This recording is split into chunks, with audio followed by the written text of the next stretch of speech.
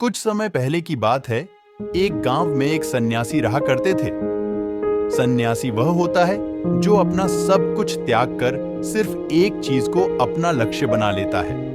कोई भी सन्यासी बेवजह सन्यासी नहीं बनता।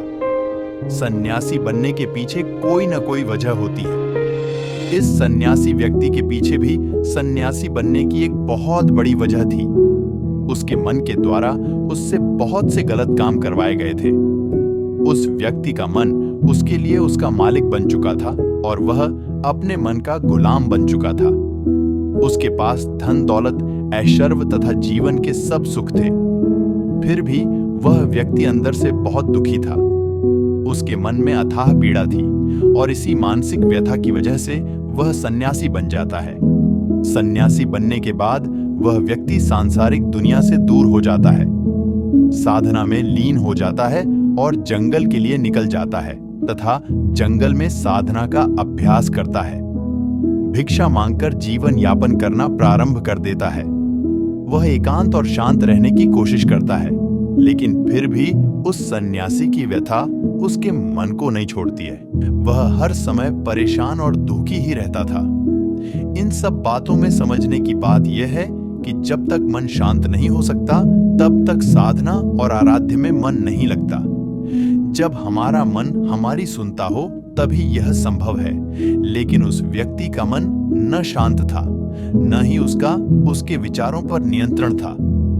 उस सन्यासी को इस बात का विश्वास होता जा रहा था कि मन को शांत रख पाना और काबू करना उसके लिए संभव नहीं है। लेकिन कुछ समय के बाद उस सन्यासी को एक व्यक्ति मिलता है जो न तो सन्यासी होता है और न ही बुद्धिमान। वह तो सिर्फ एक साधारण लकड़हारा था जो जंगल में लकड़ियां काट रहा था। वह लकड़हारा उस सन्यासी के पास आकर पूछता है कि तुम बहुत परेशान लग रहे हो, क्या हुआ है? क्या मैं तुम्हारी कोई सहायता कर सकता हूँ? मैं तुम्हें अक्सर यहाँ देखता हूँ। तुम बहुत बेचैन प्रतीत होते हो। यदि मेरी जरूरत हो तो मैं आपकी सहायता कर सकता हूँ। लकड़हारे की बात सुन सन्यासी कहता है कि तुम मेरी क्या सहायता कर सकते हो? तुम तो साधारण से व्यक्ति हो जो मोह माया में लिप्त रहता है। यह सुन वह लकड़हारा उस सन्यासी व्यक्ति से बोलता है कि मैं आपकी सहायता कर सकता हूँ, मैं मन को वश में करना जानता हूँ। तब सन्यासी जोर से हंसता है और कहता है, क्या कहा तुमने? तुम मन को वश में करना जानते हो? मैंने अपने जीवन के सारे सुख त्याग दिए और आकर जंगल में रहने लगा। फिर भी मैं अपने मन पे नियंत्रण न पा सका। और तुम कहते हो कि तुम अपने मन पर नियंत्रण पा सकते हो। मैं इस बात को नहीं मानता।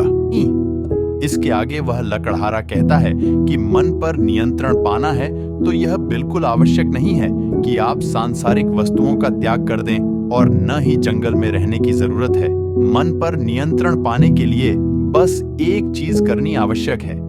इस पर वह सन्यासी लकड़हारे से चकित होते हुए पूछता है, और वह एकमात्र चीज कौन सी है? इस पर वह लकड़हारा बोला, वह चीज है सही ज्ञान की कमी।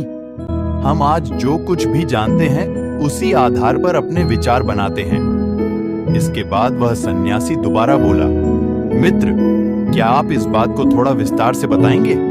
लकड़हारा बोला, मान लो आपने कभी आम को नहीं खाया, आपको उसके बारे में कुछ नहीं पता, तो आप ही बताइए कि आपका मन क्या कभी आम को खाने की सोचेगा? नहीं ना। वह सन्यासी उस लकड़हारे की बातों से प्रभावित होते हुए बोला, मित्र, क्या तुम मुझे इसके बारे में थोड़ा और विस्तार से बता सकते हो? लकड़हारा बोला, अगर आप अपने मन पर नियंत्रण चाहते हैं तो ध्यान से सुने। आप अपने मन पर नियंत्रण तभी पा सकते हैं जब आप अपने मन को गहराई से समझ लें, क्योंकि जानकारी ही हमारे मन का निर्माण करती है। और हमारे शरीर में जानकारी के 5 द्वार होते हैं। प्रथम, आंख। हम जो भी देखते हैं वह सब हमारी याददाश्त में जमा हो जाता है। दूसरा, कान। हम आज जो भी सुनते हैं वह भी याददाश्त रूपी इमारत का हिस्सा बन जाता है। तीसरा, जीभ। हम जिस भी चीज का एक बार स्वाद ले लेते हैं वह भी हमारी याददाश्त रूपी जड़ों में बंध जाता है। चौथा, नाक। हम जिस भी चीज को सूंघ लेते हैं वह भी हमें याद रहता है। और अंतिम है त्वचा। हम जिस भी चीज को स्पर्श करते हैं उसकी बनावट हमें स्मरण रहती है। इन पांचों माध्यमों से जो भी जानकारी हमारे मन तक जाती है वही आगे चलकर एक वृक्ष का रूप ले लेती है। ये उसी समान है जैसे कोई कुम्हार कोई अच्छा और खराब घड़ा एक साथ रख दे पर सभी को सही और अच्छा बताए। तुम्हारा मन शांत इसी कारण से नहीं है क्योंकि तुमने कई गलत घड़ों को जमा कर लिया है और उनको ही सही समझ रहे हो। सन्यासी बोला, अब मैं क्या करूं? मैंने अनजाने में न जाने कितने खराब घड़ों को जमा कर लिया है। तब लकड़हारा बोला, आज तक जो तुमने किया वो अनजाने में किया, परंतु अब से जो भविष्य में करोगे वो जानकर करना। बस इतना ध्यान रखना, इन पांचों द्वार से जो जानकारी तुम तक पहुंचे वह सटीक होनी चाहिए। सन्यासी बोला, मुझे यह कब तक करते रहना होगा? लकड़हारा बोला, मृत्यु तक। जिस प्रकार तुम पूरा जीवन अच्छा भोजन करते हो उसी प्रकार तुमको पूरा जीवन अच्छा ज्ञान अर्जित करना चाहिए। तुमको स्वयं ही जानना होगा क्या सही है और क्या गलत। अगर तुम ऐसा करने में सफल हुए तो तुम्हारा मन स्वयं ही शांत हो जाएगा। सही विकल्प चुनने में तुमको कई बार कष्ट भी सहन करने होंगे, पर वे भी कुछ ही समय के लिए होंगे, चाहे कुछ भी हो जाए। तुमको हर बार सही विकल्प का ही चुनाव करना है। जितनी बार तुम सही चुनोगे तुम उतनी ही बार एक सही घड़े का निर्माण करोगे। जब तुम्हारे सही घड़ों की संख्या गलत घड़ों से ज्यादा हो जाएगी उस दिन तुम्हारा मन तुम्हारे पूर्ण नियंत्रण में होगा। लेकिन उस दिन के लिए तुमको आज से ही इसी पल से ही अपना प्रयास जारी करना होगा।